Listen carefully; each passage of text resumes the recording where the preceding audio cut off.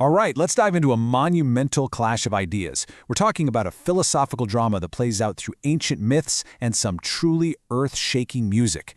And it all centers on one single, powerful image, a broken spear. So, picture this. This is our stage, a world forged from legend, where all authority, all the rules, all the power, it's all bound to a single object.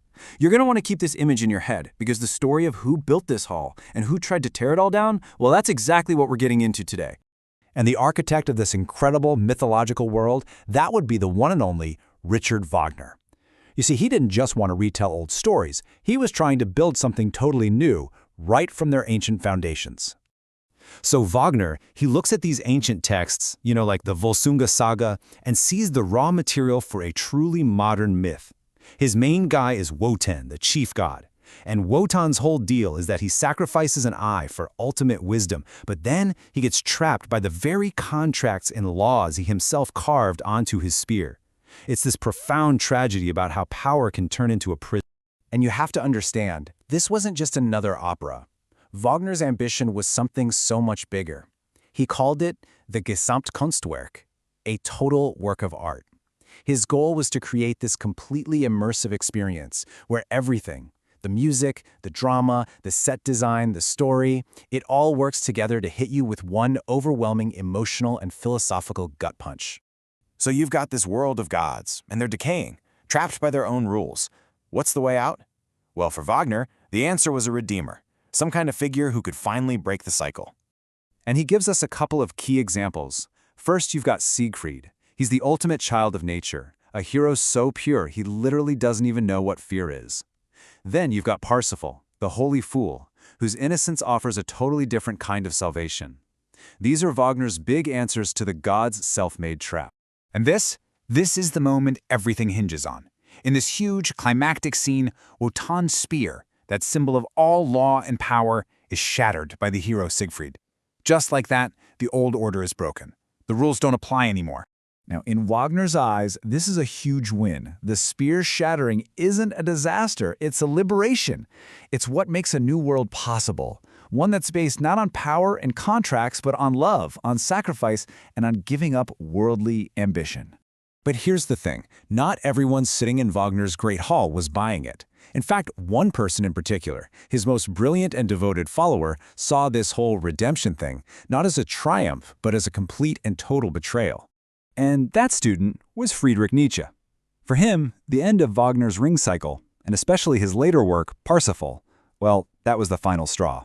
You can almost picture it, can't you? After being completely captivated, he just stands up, walks out of the theater, leaves the fog and incense behind, and steps out into the clear, bright sun. And Nietzsche's critique was just brutal. He came to see Wagner's art, with its obsession with redemption, as just a form of escapism. He argued it wasn't making humanity stronger. Instead, it was like a beautiful, powerful drug, a narcotic, designed to soothe a sick, decaying, life-denying culture. So in response, Nietzsche starts to build his own philosophy, one that stands in direct opposition to everything Wagner was selling. It wasn't about redemption from life, but a total and complete affirmation of it. Nietzsche uses this really powerful metaphor of a feast. He's basically saying that modern people are starving for meaning, for myth. And Wagner comes along and offers them what looks like a huge meal. But it's all fake. It's just incense and theater tricks, not real food for the soul. Then he just unloads on Wagner's heroes. He's like, what even is Siegfried? This fearless, law-breaking child of nature ends up, what? Tamed. He becomes a slave to love and a magic ring. In Nietzsche's mind, Wagner took this powerful, primal hero and just neutered him. He murdered the hero to save the saint. Even the music doesn't escape his criticism. For Nietzsche, great art should dance. It should have energy and joy and be life-affirming. But he found Wagner's later music to be so heavy, so sentimental. It didn't soar. It just kind of treaded water in this big swamp of emotion.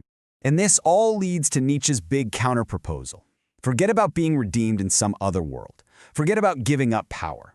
The highest thing you can do, he argues, is to remain faithful to this life, to this earth, with all of its beauty and all of its cruelty, all the joy and all the suffering.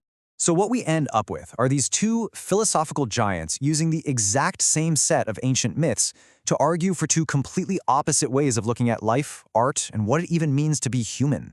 I mean, their entire disagreement really just boils down to this one fundamental conflict.